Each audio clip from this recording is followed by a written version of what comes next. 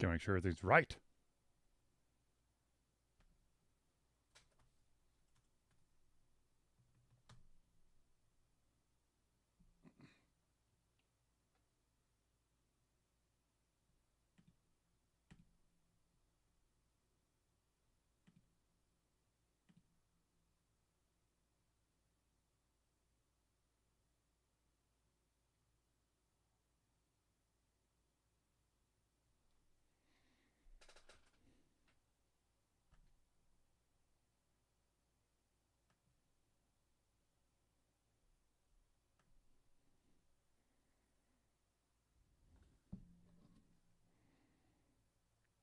Charger.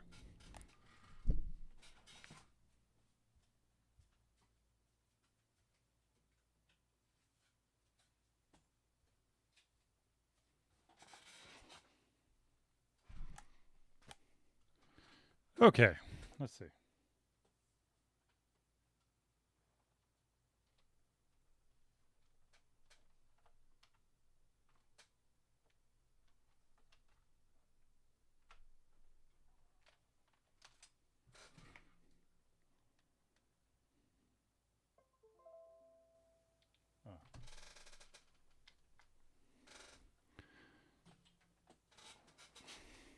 Waiting for Zelius. He's got 4 minutes and 53 seconds. And then I will get angry.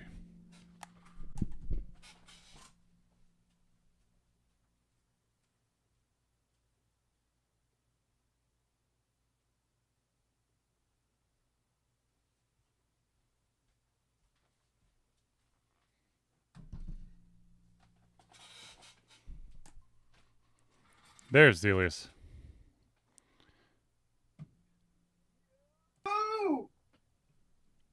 Mr. Zelius in the house!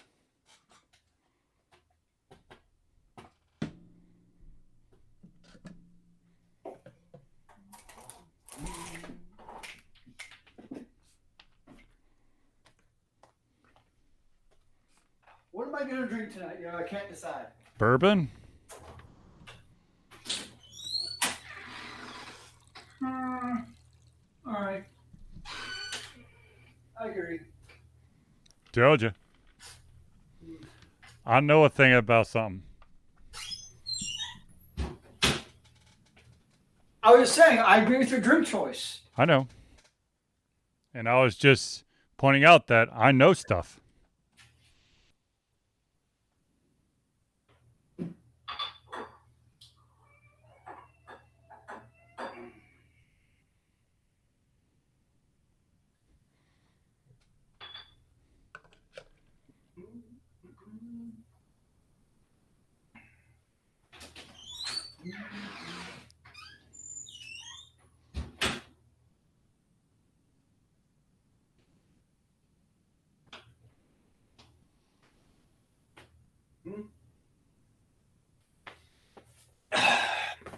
So, Ah! Oh, wait, hold on. it's me, Zelios! the one and only, for better or for worse. I let you fantastic people be the judge of that. Huh. I don't know how actually. God damn it.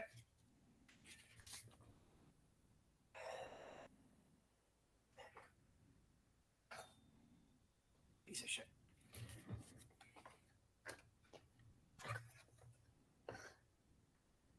Stay. Thank you.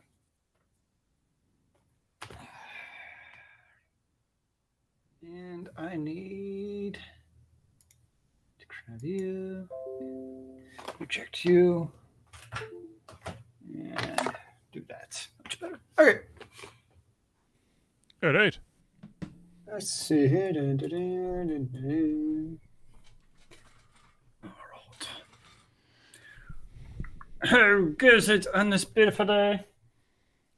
It goes. Actually, it's been a weird-ass ride today. I basically slept like an hour and a half last night. And I don't know what happened, but like after lunch, holy crap.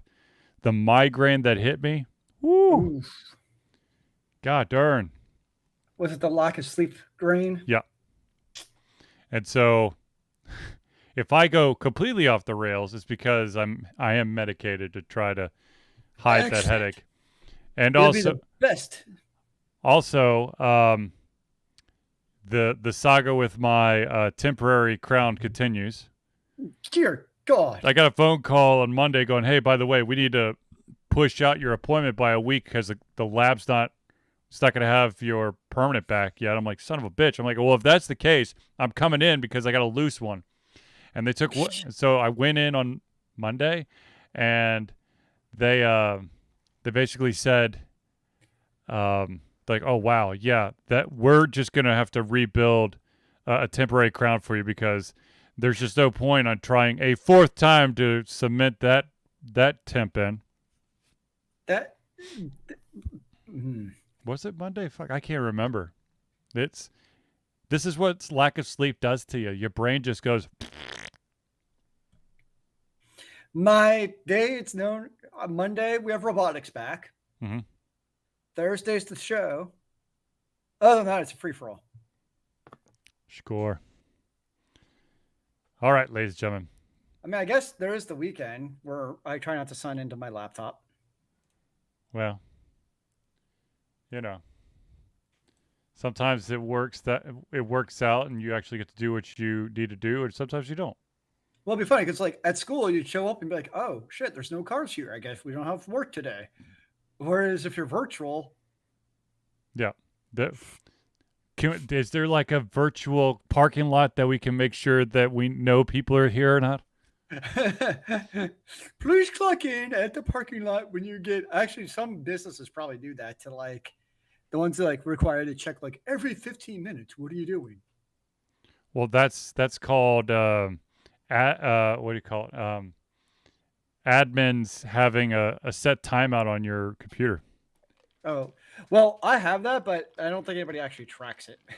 Oh, believe me, I get reports on how active my computer is on every week. Really? Yeah. He's like, here's the breakdown of how you spent your week on your computer. I'm like, I don't want that. I don't.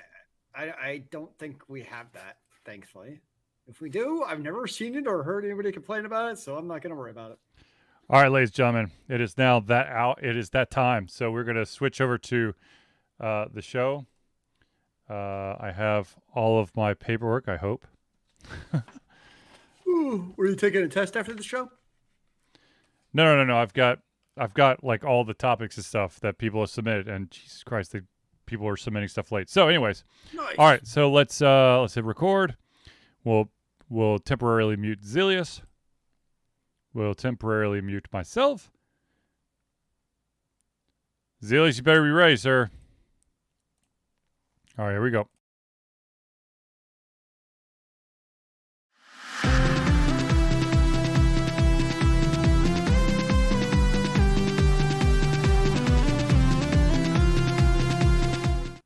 Hello, ladies and gentlemen, and welcome to another Dish Shelter Confusion Thursday Night Hangout.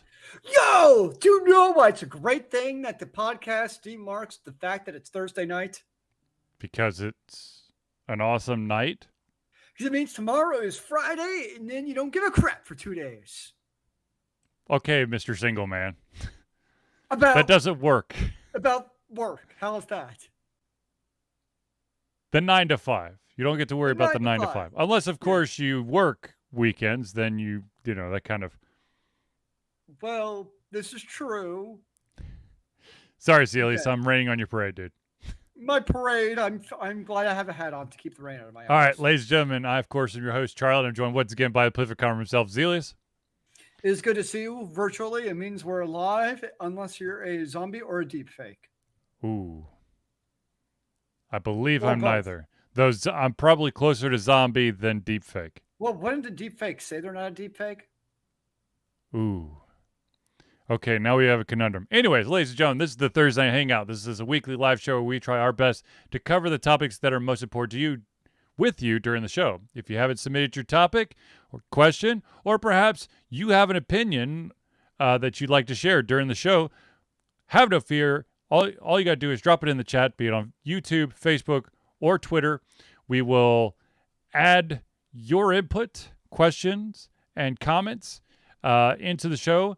If we do run out of time for like a topic or a question, we will add it to the very next show. So without further ado, the first really awesome thing is that I have to thank Faint HD for sending the Twitch raid that he sent last week, because it finally pushed us over the edge. Alter Confusion is finally a Twitch affiliate. What? So, okay, explain to me who the only thing I do on Twitch is literally the show. Mm-hmm. What the hell does that actually mean? Okay, so affiliate means that we can now potentially make money from our stream. Money? Yep. Nice. Is that why I see like a little channel point thing down the channel? Yep. Sweet. And also, Zelius, if I'm assuming that anyone who's on Twitch right now, if you were to go into the chat and click on the emojis area, you'll notice that there are Alter Confusion emojis. Unfortunately, only one of the two that I submitted made it. So Zelius, congratulations. Your emoji made it. Wait, I have to pay $4.99 to unlock my emoji? I will set it up. I will fix it for you. I have to pay to see myself, man. I just put it in the chat. Don't worry. That's funny. Anyway, so Is there's that how it works? Huh? So, I mean, I don't really Twitch much. So would the idea be if I pay $4.99 for that emoji, does that money then go to Alter Confusion? Yes. All of it, or does Twitch take like a cut? I believe they take a cut. Believe me, I had to fill out a lot of tax paperwork. Oh, because it's income. Yeah. That's funny. Yeah. Wow. Huh. So anyways, congratulations to Alter Confusion. A special thanks to Faint HD, who has been an avid individual that tunes into my Legends of Runeterra stream. He was actually streaming Legends of Runeterra. He was wrapping up and he decided to do a raid party as he ended his stream and sent all of his viewers over to us. So thank you again. So the idea is you get a large viewer who watches a smaller viewer, and then they kind of sponsor the smaller viewers. Is that kind of the idea? Basically, raids help get the smaller streamers a little bit more spotlight. That if you're a good streamer and you have a big following, usually at the end of the stream you send a raid to a different stream. That's cool. Yeah. And if you've noticed, I've been playing a lot of Legends of Runeterra. Unfortunately, I still haven't gotten into the competitive aspect. I'm doing the Path of Champions. I can't copy and paste the emoji. That's lame. Ha ha ha. Sorry, Zeus. But funny. now you know what the emoji is. It's Yes, Alter 61 Zelius. So, ta-da! Anyways, all right. So, with that out of the way, let's get into some of the news that has gotten everybody's attention this week. For those out there who are Netflix subscribers, I think that if you're watching our stream, there's a very good chance that you are a fan of the TV show or the series Umbrella Academy. Yep. And they have announced that they are going to do a 4th and final season. I have a love-hate relationship with Umbrella Academy. I stopped after the first season, episode 8. Yeah. I think I know which episode you're talking about. Where he blows up the timekeeper's place. Yeah. I just don't know how I feel about the show. Like, sorry, spoilers, but that it premiered in 2019, guys. So like, that's it's a 3 show I years ago. should really like. Yeah. and there's good things about it. Like it's beautifully shot. The cinematography is great. The cut, like all these like peripheral things are really good. Yep. There's just something about the actual storytelling and some of the storylines that just bore the ever living hell out of me. And I don't know. I just can't do it. There's just something about the show that just doesn't draw me back into it. I Fair. just Like I can't. said, I put my foot down after that episode 8 and never came back. Um, Now I will say though, I mean, the good thing is we've seen how many shows Mhm. get just cut the axe with Yes. Yes. no closure. So those who are the fans of the series will get the closure. I did briefly saw this online, Mhm. and from what I've heard is they've already done most of, I guess, the comic book content already. The graphic novel. So at least they're not going to pull like a Game of Thrones, pull like 6 seasons of just random drivel. So yeah, they get the chance to come back and finish it off. So hooray! Yeah. I mean, congratulations to those Umbrella Academy fans out there. The showrunner had a quote that said, "I'm so excited that the incredibly loyal fans of the Umbrella Academy will be able to experience the fitting end to the Hargreaves siblings' journey we began 5 years ago. But before we get to that conclusion, we've got an amazing story ahead for season 4, one that will have fans on the edge of their seats until the final minutes." So, if you're still watching Umbrella, apparently there's a ton of people out there still watching Umbrella Academy. So be on the lookout. I think the third season premiered just this summer. So But did you see that there's more news about the showrunner? no. He is going to be moving on after that to then do I don't know his actual title, showrunner, executive producer, whatever it is, Mhm. the guy in charge. Mhm. He's going to be then doing Horizon Zero Dawn after that. Interesting. Yeah, so he said that's basically he'll finish up. Umbrella Academy. Wow, I kept on keeping Warehouse 13. I'm like, it's not Warehouse 13. It's not Warehouse That did 13. not have a good ending. It's like montage, and that's the ending you get. Yeah, so Umbrella Academy. Actually, a bunch of Warehouse 13 people will be at Dragon Con, but anyways. Oh, so are you going to Dragon Con? Yes, I am going to Dragon Con. Our friend Hero Chiropractic will be taking this Dragon Con off. I don't blame him. It'll be interesting to see. I'm going with my usual. I'm going because my usual friends are going. Gotcha. So I'll be going with them. We'll see how it goes. I know they're. I don't know. We'll see. I don't know as far as we spent in the past a lot of time like in the hotels, congregating, all that stuff where there was no thought to bodily room and social distancing. So we'll see how it goes. Did you hear about the? I think it's the Hilton pre-selling a bunch of party tickets for like a bar party that ends at like 10 at night. Everyone's going, Dragon Con's like an all night thing, right? You ending it at 10 is just weird. That's interesting. I guess because they know the rest of the parties start at 10. Maybe. Yeah, I don't know.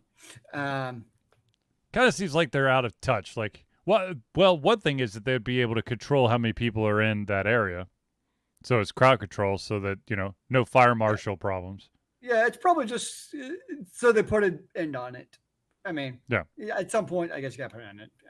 Because, I mean, there's like concerts and shows that start like at 2 a.m. sponsored by Dragon Con, like at the venue. So, yes. Yes. So, on the same topic about not the Umbrella Academy, but another series on Netflix, Sandman. Of course, they dropped a special gift episode that doesn't continue the story, but just kind of, it was a fun little thing. It was 2 small stories that that are in the Sandman graphic novel. One had to deal with cats, which I'm sure Zelius would be enthralled and probably very scared about. And the other one had to deal with one of the muses, Calliope. So it was pretty dope. Now, the interesting thing about the Sandman is I was under the impression, because of the constant ranking of the top show or top viewing thing on Netflix, that season 2 was a done deal. Netflix hasn't promised a season 2 yet at all. They're still waiting. They're still dragging their feet. And to that I say, why? Get it done.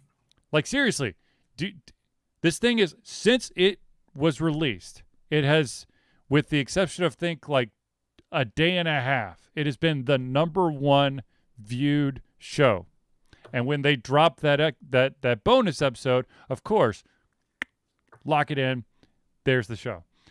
But they're still dragging their feet about it. Instead, they're making a whole, apparently, spyverse around the Gray Man, where you can't actually see the action sequences because there's so much like smoke and mirrors and other random shit. The Gray Man. That was an interesting movie. I liked it. Like, so ironically, the Gray Man, like, I found the dialogue and the characters more interesting than most of the action scenes, mainly because Captain America himself, he was awesome. Chris Evans was fantastic. All the actors I thought did a good job in what they were supposed to do. My problem is these action scenes. The one like car chase with the bus, I thought was really done well, but like the rest of the action sequences, it's the Jason Bourne effect, where it's like the shaky cam like maxed out, and then you had that like one scene at the hotel where it was all like literally like the entire fight looked cool, but like all you could see was the smoke. You couldn't actually see what was happening. It's like, real life, damn it. So that was like my dilemma. It's not like in real life people, make wait, I can't throw my my haymaker because it's a little cloudy in here. No, to be honest with you, my favorite scene was the train scene. That was when awesome. He was looking at the reflection in the glass building. That was phenomenal. Yeah, that was awesome. But I don't want to give away too much. I mean, it's an entertaining, like, Mission Impossible type of. It's like a mashup between like Mission Impossible and James Bond. It's kind of how I look at it, with a hint of irreverence. Which that's not a bad thing. I enjoyed it. It's just, I think it's more of the action sequences. It's more of a symptom of the overall trend to try to do something new and interesting with sequences, but sometimes it's not always for the better, I guess is how I'd kind of look at it. My only qualm with it is that you don't get closure. Well, of course, yes, you definitely do. Well, in a nihilistic way, I would say you actually do. It was actually kind of appropriate. Yes, the American government is corrupt. There's your closure, I guess. I mean, it obviously setting up for like that was the whole plan. Is apparently going to make a whole franchise out of this. Hey, all I gotta say is Ryan Gosling pulled it off, man. Yes. No, Ryan. I thought he did great in it, and I also enjoyed, of course. How can you not enjoy Ana de Armas? Which one? Oh yeah. Sorry. Yeah. Well, apparently they're making like it's going to be like do like spin-offs and those type of things. So, be curious to see what happens. Yes. Who knows? So, keeping it in the Netflix vein, there was some other Netflix news that broke, and that is that Netflix has finally found both their director and their screenwriter for the BioShock film. Now, there's a BioShock film coming out eventually. Yes. Now, the director for that they have tagged is Francis Lawrence, who one of the big titles he's a part of he was the director for I Am Legend. Okay. The Which script I was not impressed with, but whatever. The script writer is Michael Green, who was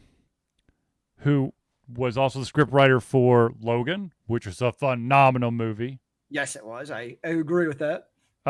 Blade Runner 2049, which left. It could have been so much better. It missed the It was mark. okay. It was exactly. It wasn't okay. It wasn't mind blowing. And then American Gods.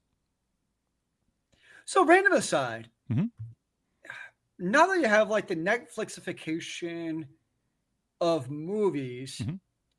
I wonder if we'll see another like Jerry Bruckheimer type of situation where like he has like his own production studio where like you see a director name and it's like, oh, you kind of know what you're getting, or like Joel Schumer back in the day with his 80s action flicks. Mm-hmm.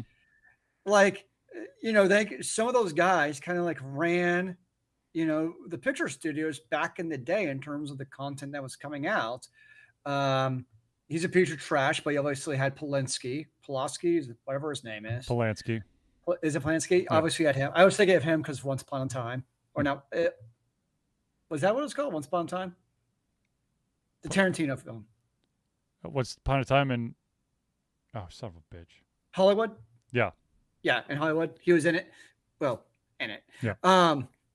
So I wonder if like now that you're seeing like the Netflixification, where it's now you have these streaming studios kind of almost like, I don't say this in a negative way, almost like mercenary style of just bringing in like random directors almost it seems for their films.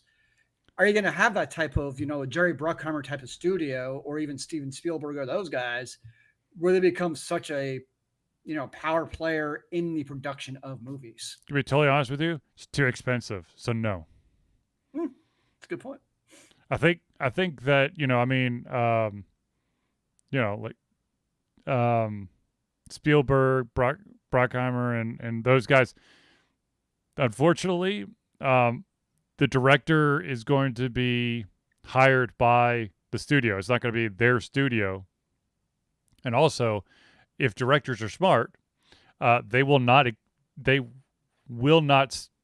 ever sign exclusivity contracts to a specific studio. Well, I think in today's age, it doesn't make sense to. Exactly. Well, especially because like there's a news article today of like HBO Max dropping more content, and it's like it's because of Warner Brothers. Well, I feel like I don't know like what's on streaming services anymore, if that makes sense. Like, when we were growing up, you knew what was on ABC and CBS and NBC and et cetera, et cetera. Yep. And now for these different shows, it's like a revolving door of the content. Not only that, then you get like, now you have Paramount Plus and you have these different studio like streaming services. I'm Peacock TV, Apple TV. Yeah, I don't know like what's on a streaming service now. It's a very different ecosystem. How about this? I come down to I never put it as it's a bad or good thing. It's just different. Mm-hmm. How about this craziness though? If you were to actually, if you live, I think that we've said this many times, but Ultra Confused is based in Atlanta, Georgia. Yep. That's why we talk a lot about Dragon Con, about MomoCon, and other conventions that come to Atlanta. But speaking of streaming services and show selection, there are companies out there, cable stations, whatever, that have basically dicked over the local market. And the main one, who continues to change names for some reason, is Bally Sports. And Bally Sports, right now, there's a 25% chance that you can actually watch local Atlanta sports in Atlanta, because Bally Sports is only on like 2 of the plethora of services. You need to get some rabbit ears, man. Maybe that'll help you out. I don't know. That'd be very interesting, because here's the thing.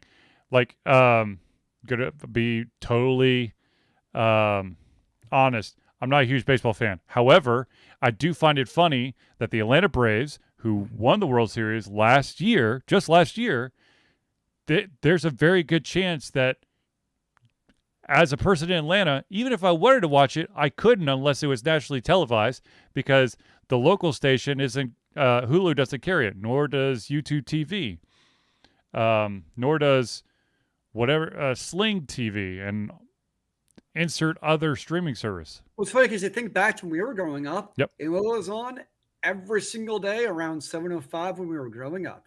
7:05 or 7:35 TBS. TBS with the good old Braves. But right before that, you usually have back-to-back Saved by the Bell episodes. Yeah. I mean, that was. I mean, I remember getting home and I had to tune on for the hour of Saved by the Bell because you knew exactly when it was coming on. Mm-hmm. It's just, I mean, we talked about this last week about this the a la carte thing, but it's unfortunate that now you literally have to do a shit ton of research. Yep. And even that research could be invalid between when you looked at it and like a week later when you actually purchase the service. I.e., if you were, a month ago, HBO Max and all of their offerings, if you were to compare that from a month ago to today, where they've dropped 36, I think 24 shows and 12 movies from Warner Brothers. And of course, Warner Brothers is just going on a freaking crazy.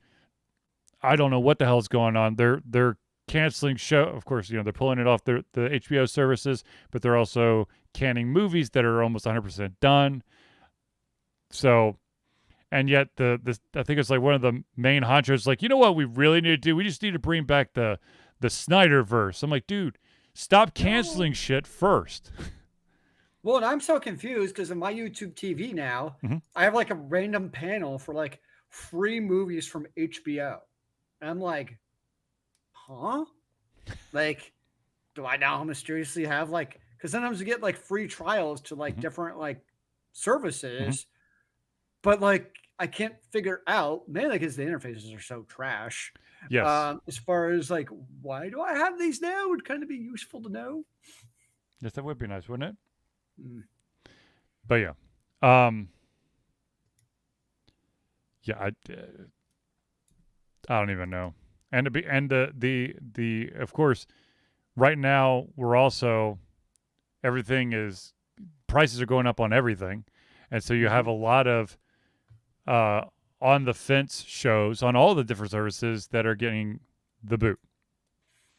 Yeah, I mean that's one of the reasons think about back in the day they love the procedurals like NCISs and all those. Law and Order. They're not that expensive to make. You have a couple sets and a lot of outdoor sets. Not that expensive to make once you have it. Well, like Law and Order is like it's a law office, it's a courtroom, maybe it's a visiting. It could be an interrogation room or something. I say, yeah, you got to have the holding cell. You got to have the holding cell, and then random, like ransacked apartment in Brooklyn. The generic apartment. Yeah. Yes. Which it's the same apartment. We just rearranged the furniture and took away the temporary wall. I'd be actually interested to see, could you connect like the Law and Order in like NCIS and CSI worlds by looking at the randomly ransacked apartments and figuring out they're all like actually from like the same hallway, probably. They're just one floor separated. Most likely, yes. It's like the epicenter of crime in cinematic history. Speaking of epicenter crime, there was an unfortunate joke that came out about Atlanta, and I unfortunately have to agree with that, and that is that Atlanta now has Los Angeles traffic, Chicago crime, and New York real estate prices. And yet, according to The Economist, we're the best city to live in America. No, we're not. Somewhere in Iowa. No, it was like a different one. Like there's, they have like different metrics for things, and like the super best place to live is like in the middle of nowhere. I'm like, yeah. I mean, I guess in a way, Yeah, the Economist publication names Atlanta the most livable city in the United States. Okay, most livable is not does not mean the best. Asterisk if you have a car. Yes. Asterisk if you don't mind getting absolutely lost and frustrated with public transportation. Asterisk, you can figure out which Peachtree Street you're on. Asterisk if you come to grips with the fact that you will never actually see all of Atlanta in your lifetime. But hey, have you driven around the entire loop in one day? I have. Yes, I have as well because I went the wrong way. I did not go the wrong way. Mine was because of a trip to the airport. I was coming from the airport and need to get to 85, and I went the wrong way, so I went around the outside of the city and came back around. Wow, you took the very scenic route in that case. Yes, exactly. I took the wrong way. And now, of course, if you move to Atlanta or just try to drive through Atlanta, they've decided to do all the wackadoodle crazy shit they've always wanted to with the highways. And so I apologize for anyone who visits the wonderful area around 285, 400 area. You will get lost. I hope that your I pray that you just decide to let your navigation do surface streets, because you're not going to be able to do your navigation on the highway. Because it keeps on changing like weekly, and the navigation system's like, It's like, well, the other thing is because they're all these little offshoots are so close together, it keeps freaking out, going, are you going straight? Are you going off? Are you going off and then going to the right? Are you going off and going to the left and then veering to the right? Well, my favorite is when it tells you to take the offshoot, thinking that it's actually like a shortcut to get back onto the highway. And it turns out that construction has shut off that. Oh, it's happened to me before. Oh, I know. It happened to me too. I was like, oh, I guess there's a closure ahead or something. Nope, I hit the damn closure. Yep. Anyways. Okay. Ladies and gentlemen, I do want to pause real quick to do to give a shout out to the amazing people that help Alter Confusion survive and to continue to thrive. So this is a shout out to all the friends of the show. So without further ado, let us start with the Indie Cluster. The Indie Cluster is an organization of independent game developers that want to gain exposure by being involved in the community. They collectively journey to popular conferences as a traveling booth to help gain attention for their games. They make partnerships in local communities to bring games to the mainstream mindset. They highlight local, unusual, and rare concepts to challenge the paradigm of the common. They also host events to teach kids and minority groups about game development to hopefully one day enter the industry themselves. For more information, go to indiecluster.com. That's INDIECLUSTER.com. The next shout out we have to do is to the very, very super duper busy gentleman called Noodle Boy. Founded in 2015 by Andrew Tran, Noodle Boy Media, previously Wet Kid 47 Media, is your choice for professional photo shoots and panel recordings at conventions. They pride themselves in providing a high level of professionalism, top-notch experiences, and quality services. If you want more information and to view their full list of services, check out facebook.com/noodleboymedia. Now, I know that I did give some sad news about this next one over the fact that he will not be at Dragon Con. But he's still an awesome guy to know, and he can work magic when it comes to alignment of the body, and that, of course, is Hero Chiropractic. Hero Chiropractic is a unique healthcare practice set up by Ryan Moore, the company's focus to elevate a patient's experience of freedom, creative expression, and joy. They believe that everyone can be a hero and has an incredible heroic potential inside themselves waiting to be unleashed. Hero Chiropractic focuses on mobile chiropractic care in the greater Atlanta area. They are committed to healing clients by creating a plan of action uniquely suited for each person. They make that plan of action as convenient and affordable as possible, and most importantly, suited to your individual needs. For more information, go to herochiropractic.com. The next friend of the show that we have to give a shout out to is the maestro himself that helped create the intro and outro for Alter Confusion, Crosspad Creative. Need a new logo or want to work on a full branding and content strategy? Or maybe you need music or audio for your content, just like Ultra Confusion. CrossPad Creative offers a whole host of solutions for individuals and small businesses. Just email Josh at crosspadcreative@gmail.com and see what he can do for you. And the final shout out has to go to the amazing gentleman who has not only helped us via Patreon, but he's also helped us at conventions. He basically came out of nowhere and helped me run the Ultra Confusion fan booth at one of the South Carolina conventions, or was it North Carolina? It was one of the Carolina conventions. Guy's amazing. Let me tell you about Agile Axiom. By day, Axe leads both a development team and system administration team working with satellites at NASA's Goddard campus. But while not in meetings, and many times during, he is the Agile evangelist Agile Axe, championing the philosophy of Agile and trying to make the world a better place for software developers, testers, system admins, and software projects the world over. Decades of experience in software development and leading Agile teams are brought to bear against evil processes, ineffective work, and bad habits. For more information, go to agileaxiom.com. That's AGILEAXIOM.com. And I do want to point out that he has actually written a book, and I meant to bring it down, but I did not. So I have to. Have you read the book about Agile? No, I've unfortunately been sidetracked by some other work, but it is something that my work is pushing. So I will be enjoying Axe's book on Agile. Oh, have fun with that. Yes.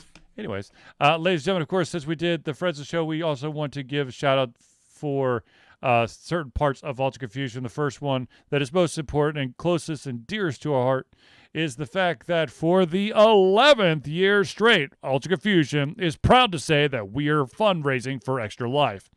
Extra Life is gamers doing what they do best, game, to help sick and injured children at their chosen Children's Miracle Network hospital. The money that we raise through Extra Life will go directly to Children's Healthcare Atlanta as unrestricted funds. This means that the hospital decides where and how to spend the money to ensure the dollars we raise make the biggest impact in the lives of the kids they treat. So if you have the capacity to donate, please go to extra-life.org and search for Ultra Confusion today. Now, I know there's a lot of people out there who are wondering, okay, you did the Friends of the Show. How can I be a part of it? Well, ladies and gentlemen, let me tell you about the fact that Ultra Confusion survives on the love and support of fans like you. And so we have a Patreon page. Patreon lets you, the fans, lovers, haters, demigods, interdimensional beings, gods, demons, alien supporters, and more to become active participants in the work we love through a monthly membership. This gives you access to exclusive content, community, and insight into our creative process. In exchange, we gain a bit more freedom to do our best work. We currently have two tiers that you can subscribe to. The first tier is $1 a month or $12 a year, and what that will give you access to is the Patreon-only posts and polls to help the future of Ultra Confusion, as well as early access to all the playthroughs that we post. Now, if you want to bump it up to the next level, it is a $5 a month or $60 a year tier. Not only do you get everything at the $1 tier, but you also have your name or organization added to our Friends of the Show for every Thursday night hangout. So if you want to be a part of this party, go to Patreon. That's patreon.com/altered confusion.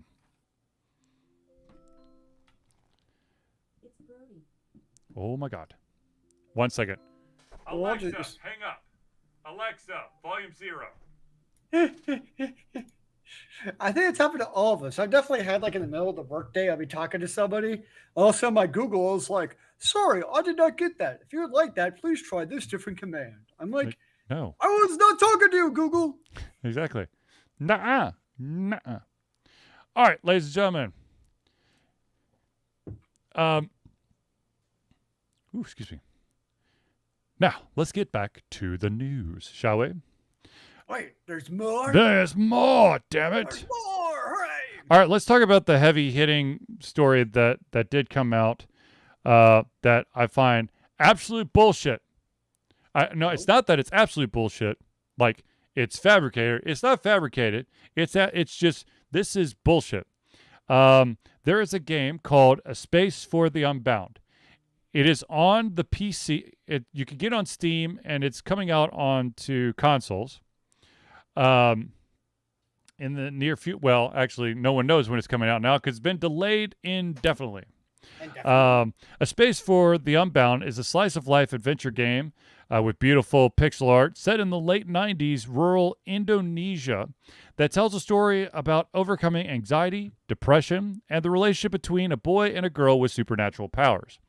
Now, sounds like a cool game. So what the hell is going on? Why is the console ports being basically delayed indefinitely?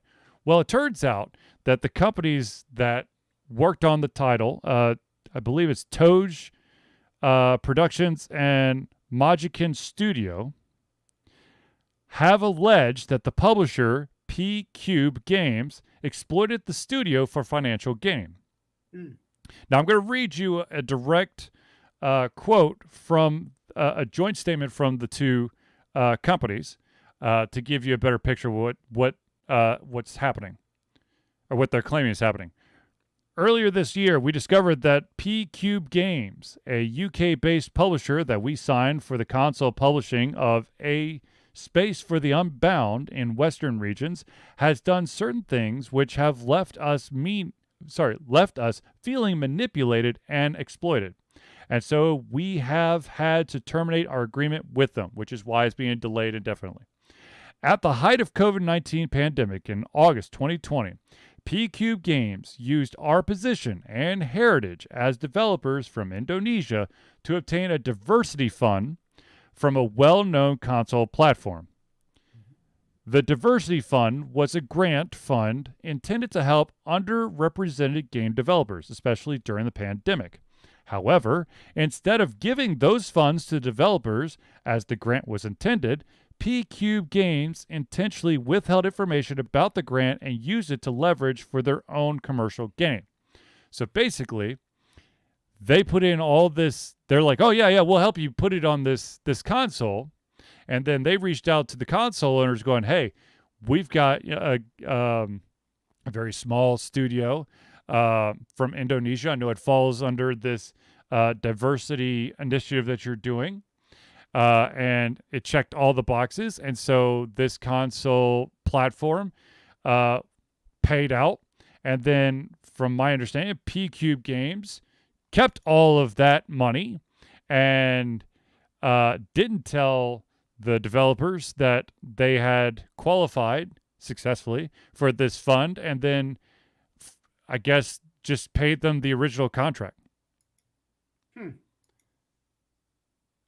And of course, P Cube has already come out and said that they're denying the allegations, and of course they're going to try to put unfortunately this is what some publishers do, is they attempted to throw the developers under the bus, basically saying that it had fulfilled its role as the publisher despite a history of delays and difficulties and an attempt by one of the companies to unilaterally enforce unreasonable revised terms to our agreement. Which, of course, I'm assuming is why it was terminated. Because they're like, look, you're getting money from this initiative because we're a minority group and we're a small studio, and you're not giving us any of that money. Yeah, so I was looking at the developer P Cube, and you mean publisher or publisher? Sorry, yes. Yep. It seems like this is something I almost expect of like a random publisher who hadn't put anything out. If that makes sense, to make a quick buck, but they put quite a few games out actually. Yes, they have. It's not like it's not an established publisher, which is why these guys went with them, because of their prior history. That makes sense, yeah. But not gonna lie, it's kind of sneaky. I mean, trying to, if they have the, get that contract signed, and maybe in the back, and maybe already knowing that they could eke out a little extra money that they could just bank as a Yeah. result of that contract. I'd be curious because there's usually two sides of it, Yep. of what P-Cube's angle on it. Like, I'm assuming at some point they'll make a statement of what they perceive as being what actually happened. Right. Right. But that is, I mean, it is an interesting situation in video games in general, where as a developer, like you have to go through a third party to publish your games. Like, ideal basically daily with like non-video game software titles. Yep. None of them have publishers. Like they're all developers and they just develop their plot. Like, I mean, it doesn't matter. You're anywhere from Microsoft, the behemoth, to any of the small little developers I deal with, and they just develop and publish their own software, and people buy it and whatever, put it on the App Store or whatever it is. Like they're publishing what they develop. Mm-hmm. But somehow video games have created like this middleman ecosystem where I develop a game, but in order to get out there, it's like the one sector that has to go through the middleman in order to get their product out there. This is kind of, and I know it has its heyday because of consoles where you had to go through Nintendo and Sony and blah blah blah blah because you just couldn't develop a Nintendo cartridge in your basement. I mean, you could, but you know what I mean. You couldn't just get it out there. Right. There's a lot more manufacturing. Yeah, but it's like that's like a holdover where you still kind of need that publisher, even though you shouldn't. Like, well, the thing is, the other thing is if this is something that if you, ladies and gentlemen, if you are an independent developer and you're trying to get the thing is, publishers give you extra money. Okay, so especially if it's a port, they can help fund the development time required to successfully port that game over to the system, because there's going to be slight changes in the code and architecture. The other thing is, if it's a very well-known publisher, that title is going to get a little bit more of a higher indexing on whatever the digital store is. Another thing is that publisher, even though we're not talking about brick and mortar stores, there's still a lot of advertising and marketing that goes into trying to get people's attention for this game. So we're talking about banners on all these websites. The publisher, hopefully, if when you sign a contract, you make sure that they're doing the marketing and you're not on that, because then what the hell are they for if they're not helping you with marketing? But, I mean, I guess the thing I hate about it is like it creates to me, maybe in my own little naive world, yep, it creates like an unnecessary layer of bureaucracy and basically non-value added if everybody were on the same playing field. And it's like, it's basically a bunch of bureaucratic level C manager nonsense is how I look at it. True. But at the end of the day, it's about the dollar sign. And unfortunately, as much as the problem is, it literally costs the developer money to have a publisher. I like that. I mean, the publisher has to make their money somehow. It causes the developer to lose some of its freedom. That too, yes. Because that's the other deep dark secret about a publisher is, if you're a developer and you've got this game, publish it on something that doesn't require a publisher, and then get a publisher if you want to port it. Because if you don't release your game and you sign with a publisher to help fund it or whatever, that publisher, depending on the way that your contract is worded, could cause you to basically lose the integrity of your game, the storyline, a lot of the mechanics, simply because, or they might try to crunch you to death because you signed a contract that said the game will be on this day, and some publishers are absolute douchebags and will not give you wiggle room. Yep. Or they'll just ask for the advance back, which of course is always gone if you're a small developer and you don't have any money. That's why you got the publisher in the first place. Not that I would have ever heard of anything like that. I mean, having... when you finally finish developing your Crystals for Prime video turn-based RPG. Yes, my text-based die roller. Yes. So too much to ask. Yeah, exactly. But, I mean, hopefully something gets worked out, and unfortunately, this might just be another cautionary tale for developers who fall into a minority or a certain subset that could potentially qualify for these grants or whatever, to actually do additional homework. Well, I mean, it's rough when money is there for a good cause. Doesn't always happen. Like a good example is, what happened during the pandemic, and you had the loans that were supposed to go to small businesses. Yeah, going to like random places that don't need I forget what they're actually called, the loans now. But like, yeah, a good case, like there's a place in town here in Atlanta called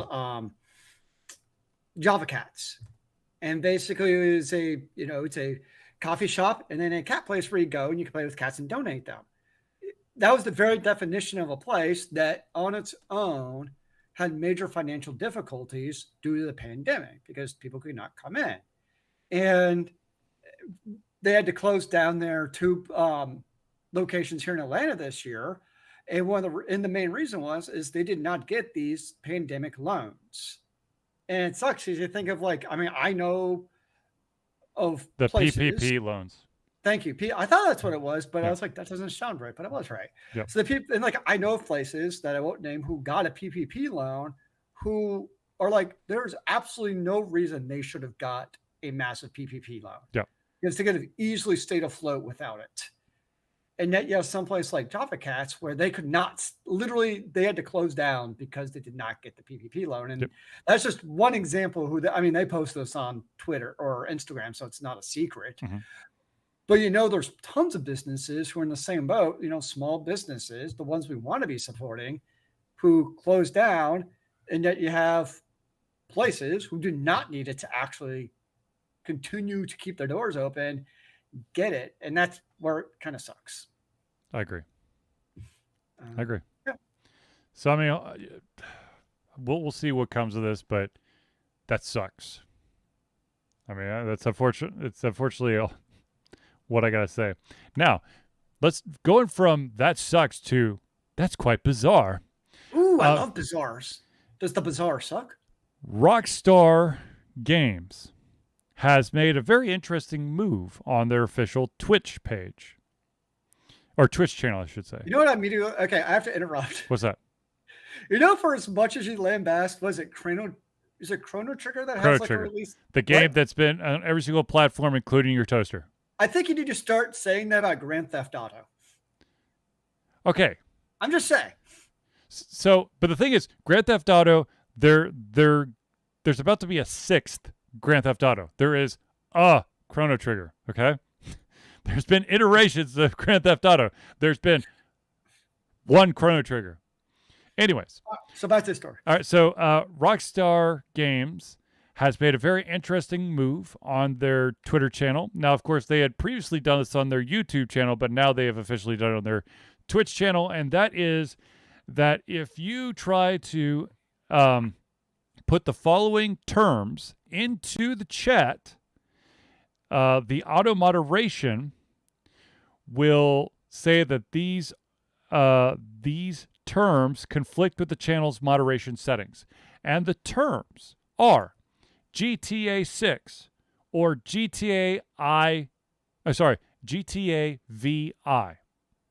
They have banned the use of GTA 6 or GTA VI or 6 again from being used on their YouTube channel and their Twitch channel because they're sick and tired about talking about it.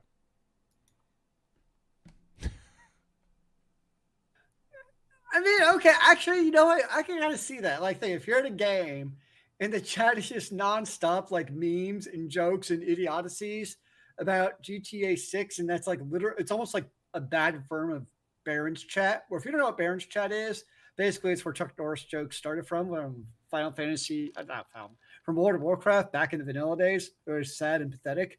Um, if it becomes really bad, where like chat is no longer enjoyable, I can actually understand that. The problem is you actually know people are going to do like They're gonna get creative, or start doing stuff like that, where they're gonna almost like the Streisand effect, where they're gonna start typing in like random things that are really like, what about? And they're just gonna start doing random things and probably actually flood the chat even worse than it was before, by just come with like random variations of GTA 6. Based on what I'm guessing your chat was like, I can get behind the spirit of it, of like, yes, of trying to like rein it in so chat's just not middle school hallway chat, basically. yeah. But you're not gonna win. You're just not gonna win. And actually, like, so like Final Fantasy 14, like they have no global chat. And on one hand, it kind of like, man, you kind of miss it and that sense of community of like a global chat. But on the other hand, I get it because this is the kind of shit that happens. So it cuts both ways. Yes. I just find it interesting that, yeah, but hey, to each their own. It's their game. If they would have banned the use of, it's not like they like did a global ban. Like no one can talk about GTA 6 in anyone's chat. It's just their official chat thing. So it's not like, if people are playing GTA 5, they're just streamers. People get, shoot the shit about 6 all the time. Just Rockstar just doesn't want to talk about it anymore. I can understand that. Okay, so I had a question. We had a question that came in. Today's Thursday. Sorry. Lack of sleep is causing me to lose track of days. I believe it was Monday. No, sorry. It was Tuesday night while I was streaming. And the question, which I said that I wasn't going to answer on the stream simply because it was a very interesting question to just ask on our show, is how do you cope with your favorite OP gaming mechanic getting severely nerfed?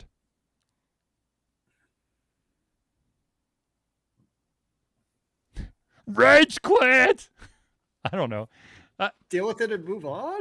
I don't know. Sign to figure out who's already created the petition to backtrack this bullshit.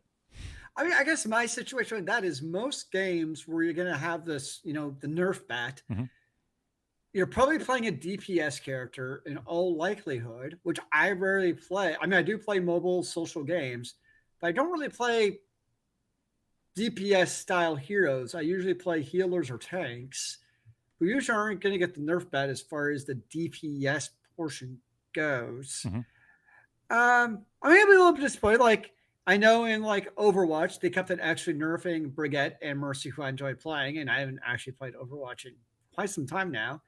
So honestly, like if it's a character who like I really enjoy that character, right? Like they're my main, and they nerf them, probably more than anything, like from a just like, oh, well, I could learn to play this other character, or I could just play this other game that's been my backlog for like the last 3 years, like every other game. I'm probably going to move on to one of the games in my backlog at that point. So that's kind of probably my angle. Is like if it's nerfed, especially if it's to the point where it's like not playable almost, or just not as fun, because we play video games to have fun. Right. It's probably going to, if anything, like drive me away from the game. And to be fair, I know that's a balance that developers have to play, because let's just say I'm playing, Brigitte when she was when she came out Overwatch, she was totally overpowered, no doubt about it. It made it fun for Brigitte players, but the problem was the opposite's also true, where it's not fun for the rest of the players. So it's definitely a very fine balancing act of if you have that main of that character, you don't want to piss off those main players so that they quit the game. But you also got to be careful not to also piss off anybody who has to go up against that character so that they rage quit, to your point. Right. So I definitely think there's a balancing act there from a developer perspective. Um, Especially because most of the games really other than Overwatch have both PvP and PvE, which makes it even harder to balance. Yeah. Which is, to be fair, like Guild Wars 2 has skill sets for both PvP and PvE is to mitigate that exact issue. But still, it's not easy to do. Yeah, to be honest with you, I think that for me, um, my I guess my quickest example would have been when I was like heavy duty into Smite, and it wasn't technically the character that changed. It was like the way that my build, like one of the items either just got completely nerfed or something, and so it completely changed the I guess the speed and the damage that I could do with certain attacks, and that's not the reason why I quit Smite. I quit Smite because there's too many jackholes out there who can't understand the difference between casual and ranked. If you're playing a casual game, sorry, but there's a very good chance you might have someone on your team that they don't really know the character that they're playing. Or perhaps they just are having an off night because, I'll say it's probably not going to be the nerf alone that would cause me to leave a game. Yeah. It's probably the accumulation where it might be like, to your point, it's the other asshats who've been annoying me for a while, but I've still been holding on. But all of a sudden they nerf my character, and I'm like, well, now it's kind of the last straw. So I don't think it's on its own, but I definitely think you add up things. And kind of going back to Overwatch, I think that's where people were like, it wasn't necessarily like one thing or another. A lot of people were leaving the game because it was an accumulation of a lot of, either they think other characters should be nerfed or their character, whatever the case is. I think in most cases it's a lot of factors, and that may be one of the big factors. It's very possible, but you have the other, in a large part, especially MOBAs, are the social asshats, and griefing in general is definitely an issue. Right. Well, I think and this is just my opinion, I think that one of the biggest differences for me, and this is looking from the outside in, because I've never actually played Overwatch. I've just seen the fact that there's just not a whole lot of shit that goes on with except for they retool and rebalance the players, but it's not like you're getting new characters every month or something like every other fucking game.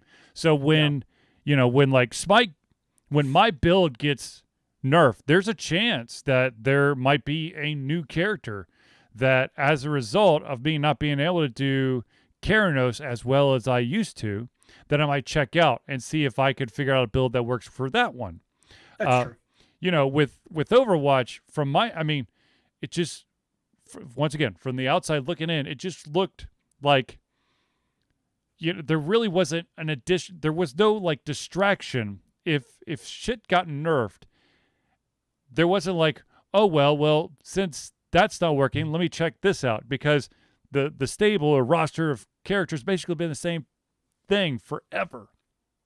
Well, I got Overwatch 2 to change it up again, sir. Yeah, if it ever happens.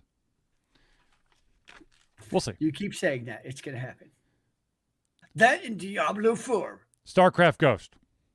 Microtransactions to the 4th power. The Phantom Gaming System. Hey, the Necromancer. It's coming back to Diablo 4. Don't worry. Anyways, so I think, long story short, if there's enough content for me to kind of dabble with, as then I'll probably stick with it unless the community really starts pissing me off. It definitely I think can help. Yeah. Okay. Zelius, I got another question for you. Do I have to have another answer? What is one of the craziest fanboy situations you've seen? And I'll give an example of one that I saw. Ironically, I was asked this question, and then I saw one. I was like, really? Apparently, there are Halo and Infinite players who are at each other's throats arguing over weapons that are going to be the best, and these weapons aren't even in the game yet. So like, oh yeah, this weapon is a game changer. How do you know that? Like, seriously. I think in general, honestly, a lot of Reddit threads. Yeah. So I think like there was one. Okay, so Guild Wars 2 was just released on Steam, and it's also the 10-year anniversary of when it was actually released. The game in general, and so ArenaNet also they put out a gem package. It was like $25 basically in gems for like all these items.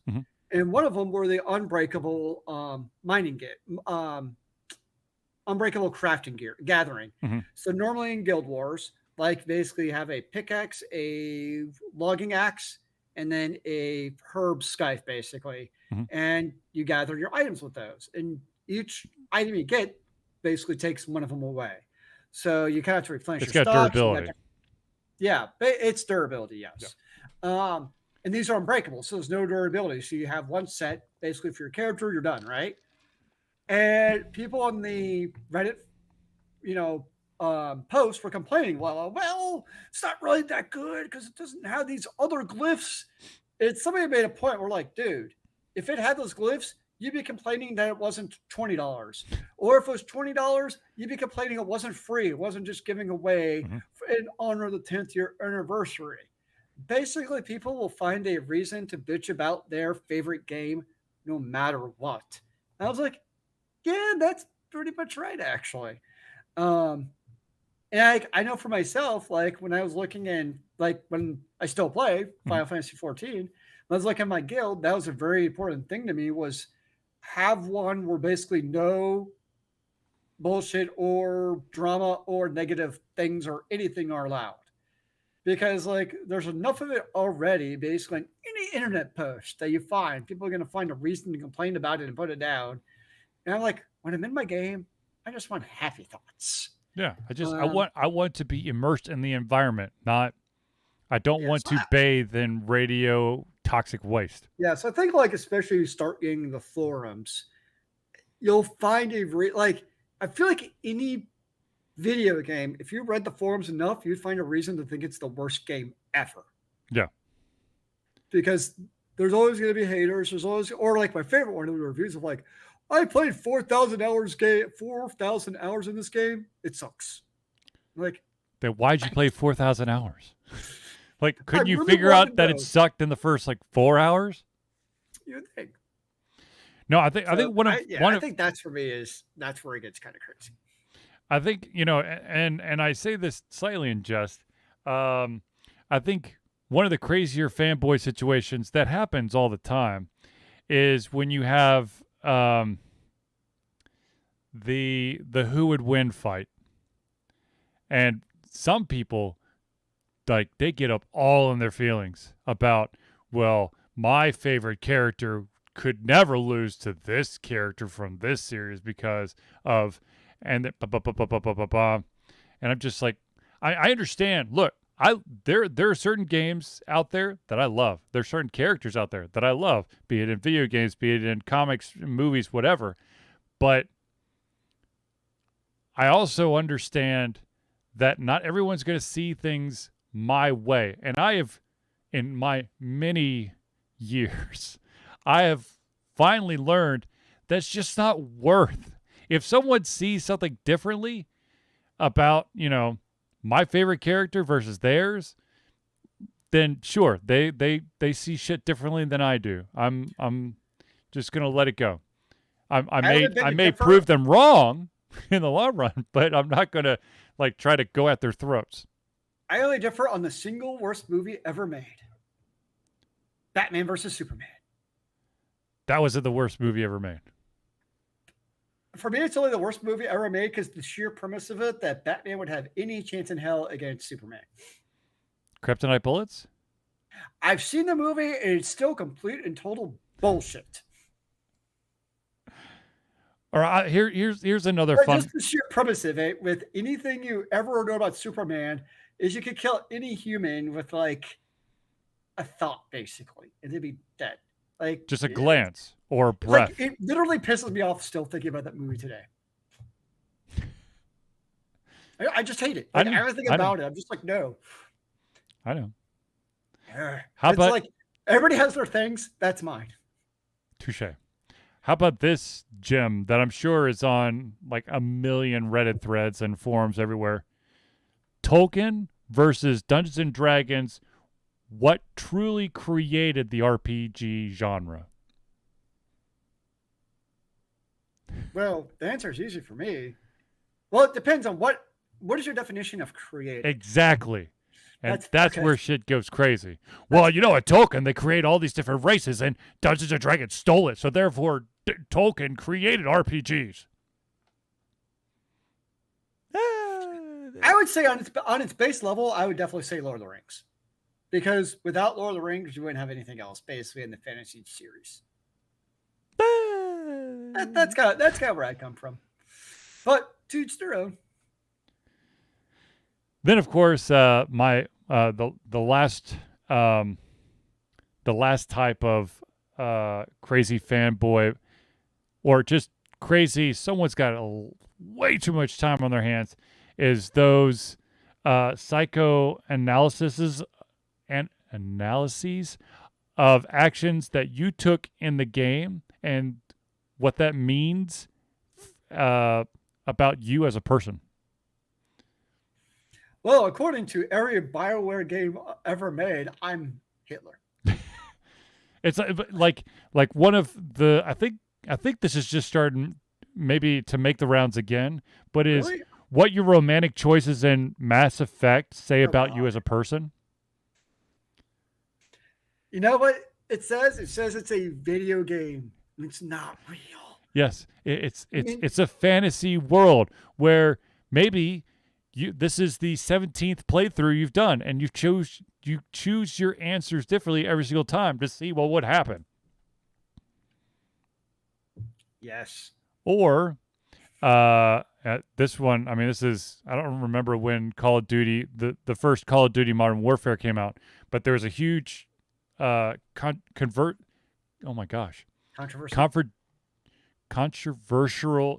Oh my lord. Controversial. There you go. Scene, or I guess first act in there when you're actually playing the story mode, and it was you had to go undercover as a terrorist, and you had to execute individuals in an airport, and they got such backlash that they give you the option to skip that part. But of course, gamers being gamers, or people who have too much free time,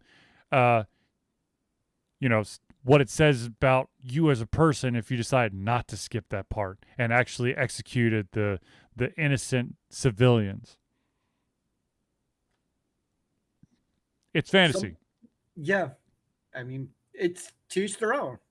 Basically, if you don't want to play it and enjoy it, and guess what? If you don't like those scenes, then guess what? You don't have to play it. It's really not that complicated. I know. That's the most mind-boggling thing. People who just can't stand a movie or a TV show or a comic or a video game, they just don't play it. You got a problem with the game? And just general, like the general concept of it makes your skin crawl. You don't have to play it. Hey, I do not like country music. So guess what? I don't listen to country music. Well, that's because you're smart. You don't like text story heavy games, then you don't play text story heavy games.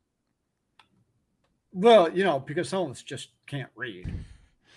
Some of us just want to go stabby, stabby, stabby, cast spell, maybe heal, and then sell all the shit that I got off of creatures' corpses. Okay. I mean, the only reason I would heal is so I can stay alive. Exactly. Just saying. Exactly. That's what I'm saying. I know we're basically reaching the end, but I keep forgetting to bring this up, and I want to do this real quick. Actually, there's two things I want to bring up before I forget again. In the month of October, I believe it's October 20th. That is a Thursday. Alter Confusion will not have a Thursday night hangout there then because I will be at a screening of Clerks 3 in downtown Atlanta. You're already planning on this. No, I already bought the tickets. Nice. You had to. I mean, holy crap, that shit sold out like. I look like the information dropped about the spot in Atlanta. I waited 24 hours, literally just under 24 hours, and within that time, 15 rows had filled up in front from where it was. So I was like, oh shit, bye. So I got that, and also, ladies and gentlemen, I am happy. I am ecstatic to announce that for the first time since basically almost the founding of Alter Confusion is getting an equipment upgrade when it comes to conventions. Woo! Alter Confusion will now have a brand new professional camcorder for the interviews at conventions going forward. Nice. I have it right here next to me. It is. I can't see it. Where is it? Zelius, I'll show it to you after the show. It is a Canon XA40. Not only is it HD, it has you can save it in a format that doesn't require an additional step like our camcorder we've been using forever. And it also has a preamp built into it. So we don't have to have my Jimmy rigged preamp. I just purchased new lines for the mics. Instead of the 6 feet that we have, they will be 20 footers.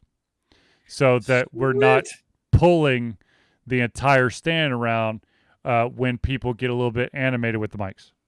Nice. So happy day. Those sounds like some epic wins, sir. Indeed. All right, ladies and gentlemen, I believe we've unfortunately reached the end of our show. No! Yes, I'm sorry. But ladies and gentlemen, I do want to thank everyone for tuning into the Alter Confusion Thursday Night Hangout. For myself, Charlie, and Zelius, it's been a pleasure giving everything our heads, our mouths, and of course, our hearts. We'll be back next Thursday for another Alter Confusion Thursday Night Hangout. Remember, kids, keep on gaming in the free world. Amen to that, brother.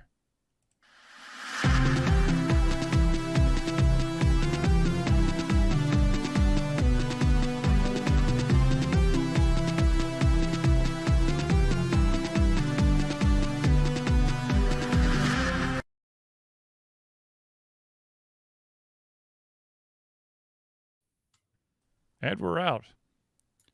Where are we out? I'm looking. You know, I would hate to be, and I bet you that it is. I would hate to be the intern at Rockstar that has to do all the different variations of GTA 6 because of, assholes that are like, let's see how good their auto moderation is. That would get pretty annoying. I think at one point, Alter Confusion actually had some words that were blocked out, but I think that got washed away. I think. I don't even know at this point. We might still have a list of you cannot put that word in there. Thou shalt not say the word. Doth not tell the word. There are words which shall never be said ever again because they are bad words. Doth it not do it? What? Huh? Why'd you do it? I don't know. Where did I do it? Where did I do it? To whom was it done? Oh, damn. Zelius, I need you to start streaming through Ultra Confusion when you're playing Guild Wars because we could enable Guild War 2 drops during the stream. Oh. I'm trying to see if there's. Yeah, there's no Legends of Runeterra one. But Really? that's the only. Guild Wars 2 is the only game that either of us actively play.